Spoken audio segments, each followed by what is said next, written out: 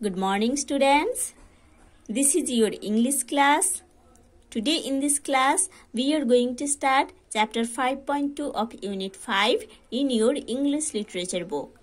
So students, before going to study the main topic that is given in chapter 5.2 of Unit 5, we have to study the starter windows that is given in page number 125 in your English literature book. So students, let's open this page and start read from here.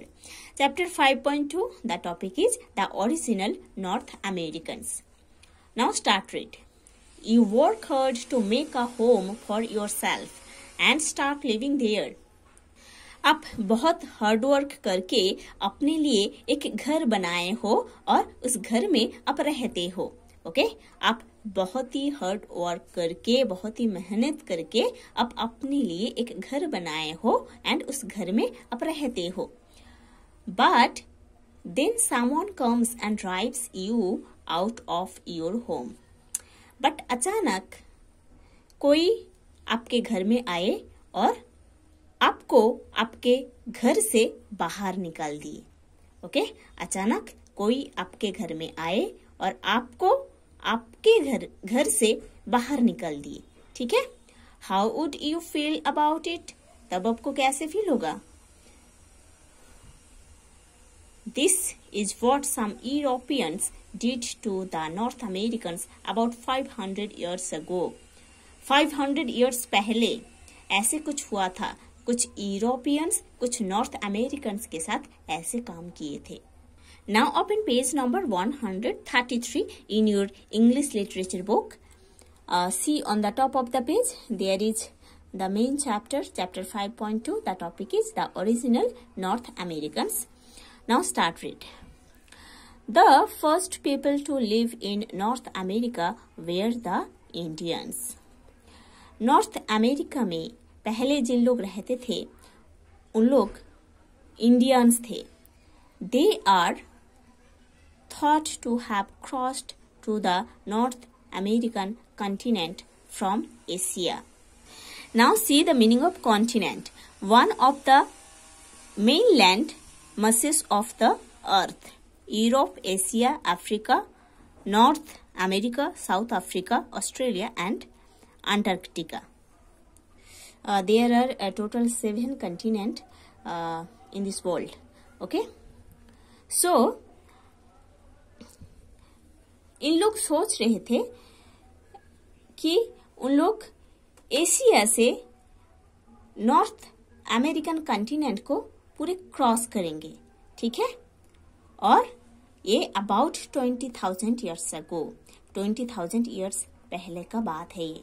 ठीक है, very gradually over many centuries they spread throughout North and South America. Okay, धीरे धीरे बहुत सारे centuries लेकर इन लोग north and south America में spread कर गए थे, है ना, फैल गए थे.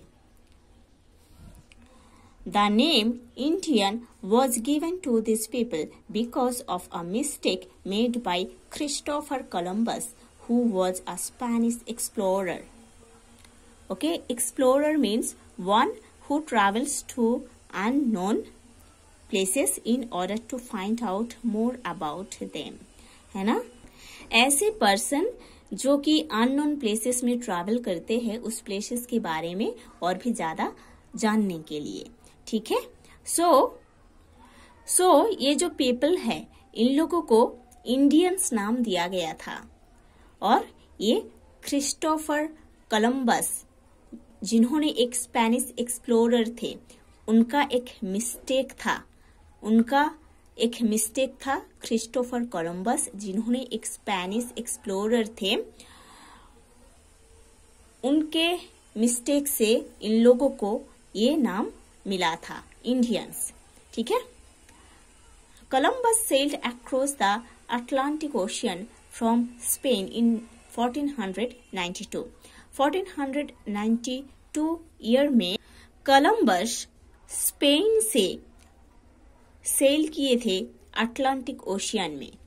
The purpose of his voyage was to find a short sea route to India. उनका ये जो सेलिंग था, ये जो वॉयज था, इसका मेन पर्पस था, उन्होंने इंडिया आने के लिए एक शॉर्ट रूट ढूंढ रहे थे, वो सी रूट, ठीक है, एक शॉर्ट सी रूट ढूंढ रहे थे इंडिया आने के लिए। इसीलिए उन्होंने स्पेन से अटलांटिक ओशियन में एक वॉयज स्टार्ट किए थे 1492 ईयर में। In those days Europeans did not know that the continents of north and south America existed. उस टाइम यूरोपियंस लोगों को पता नहीं था कि north and south America name का कोई कंटिनेंट एग्जिस्ट करता था। उस टाइम यूरोपियंस को ये चीज पता नहीं था कि north and south America name का कुछ कंटिनेंट एग्जिस्ट करता था। उस टाइम ये चीज उन लोगों को पता नहीं था। When Columbus landed in what we now call the West Indies, he thought he had reached India. जब कोलंबस ने वेस्ट इंडीज में लैंड किए थे, आए थे, है ना, जब कोलंबस ने अपने सेलिंग के बाद, वॉयज के बाद वेस्ट इंडीज में पहुंच गए थे, तब उन्होंने सोच रहे थे कि उन्होंने इंडिया पहुंच गए थे। He called the people he met there Indians. और उधर वेस्ट इंडीज में कोलंबस जिन लोगों के साथ मिले थे, उन लोगों को उन्होंने इंडियंस बोले थे, है ना। Before the arrival of Europeans nearly every Indian group had a name for itself. उधर यूरोपियंस आने से पहले हर एक इंडियन ग्रुप का अपना नेम था, है ना। उधर यूरोपियंस आने से पहले हर एक इंडियन ग्रुप का अपना नेम था। The names of many of these tribes are well known. उधर जितने ट्राइब्स है, उस ट्राइब्स का जो नेम था उस टाइम वो बहुत ही फेमस था, वेल नोन था, ठीक है। Tribe means a group of people of the same race and with the same customs, language, religion, etc. living in a particular area and often led by a chief. Tribe means same group और same race का लोग होते हैं, जिन लोगों का customs, language, religion same होता है और उन लोग एक पर्टिकुलर एरिया में रहते हैं और उस एरिया को रूल करने के लिए, लीड करने के लिए एक चीफ रहते हैं, ठीक है। Now see the next page, page number 134. They include the Apache, the Comanche and the Cherokee. Okay, ये जो फेमस ट्राइब्स का नेम था, ये नेम था Apache, Comanche, Cherokee etcetera. Many of their chiefs have been quite famous. और ये जो tribes है, ये ट्राइब्स में जिन लोग चीफ रहते थे, है ना, उन लोग बहुत ही फेमस थे उस time. One such chief was Geronimo of the Apache tribe. ऐसे एक फेमस चीफ थे जिनका नेम था जीरोनिमो, जिन्होंने अपाची ट्राइब का चीफ थे। Okay, Geronimo did not inherit his chiefdom. Inherit means receive something from somebody after his or her death, है ना। किसी के डेथ होने के बाद जो प्रॉपर्टी मिलता है उसको इनहेरिट बोलते हैं, ठीक है। सो ये जो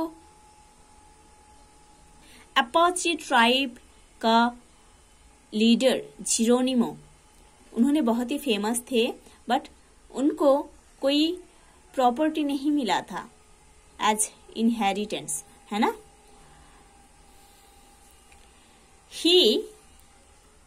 own it through his bravery.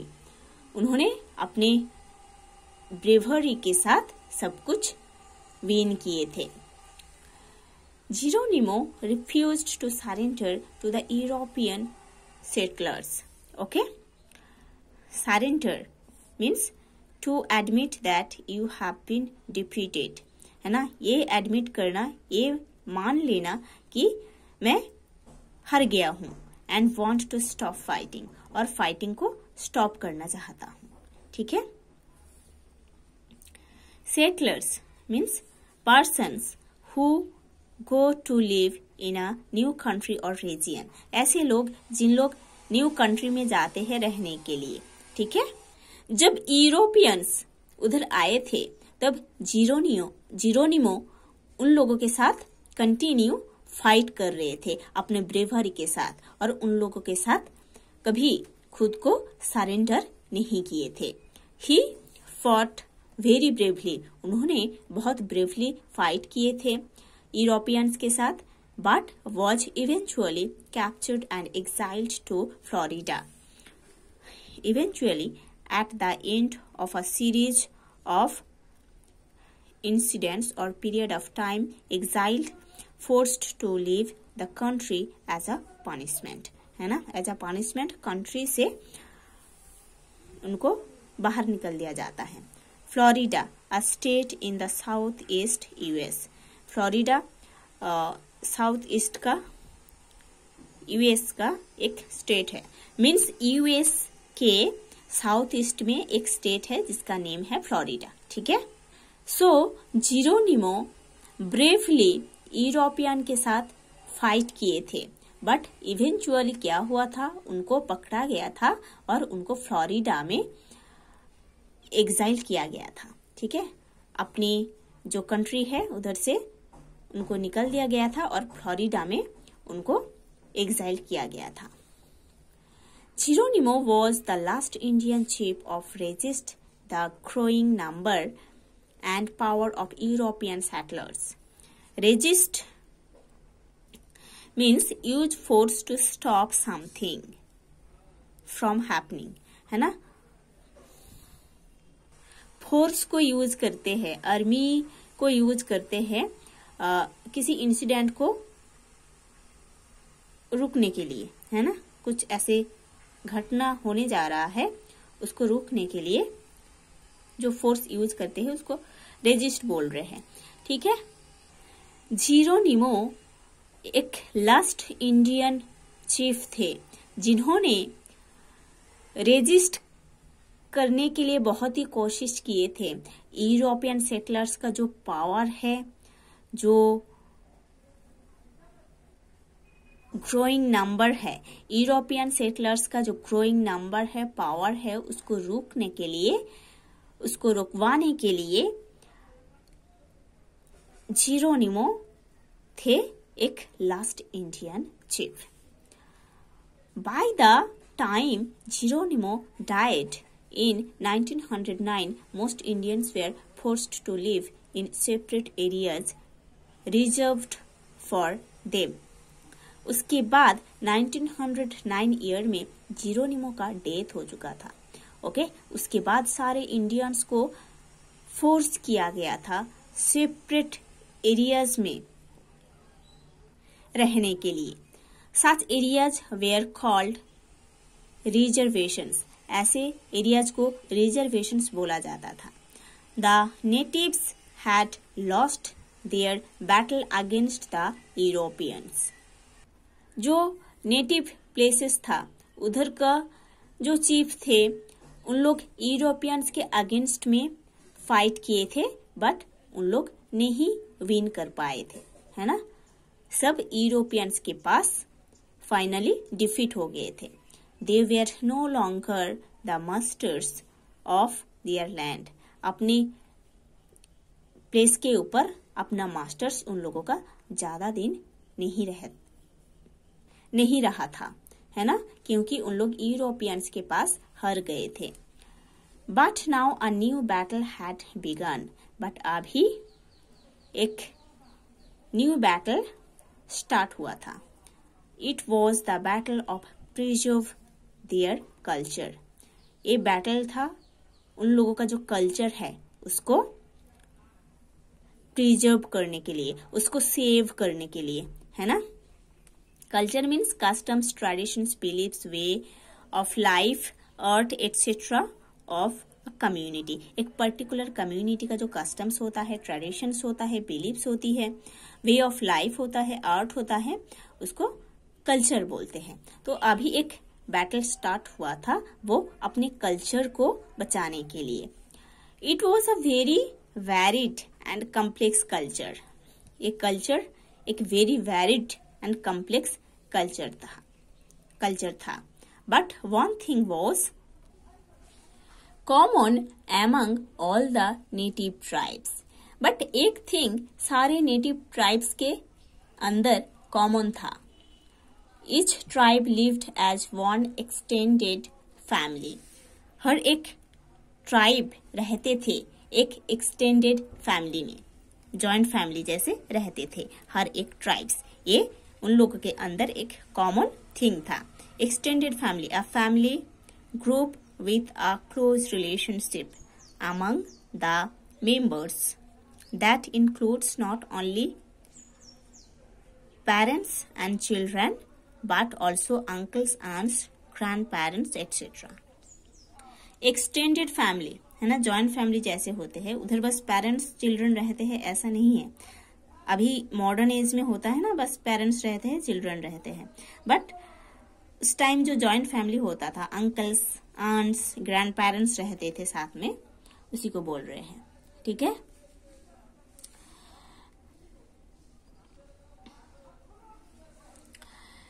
They lived, worked and played together. उन लोग साथ में रहते थे, साथ में काम करते थे, साथ में खेलते थे। They often formed teams to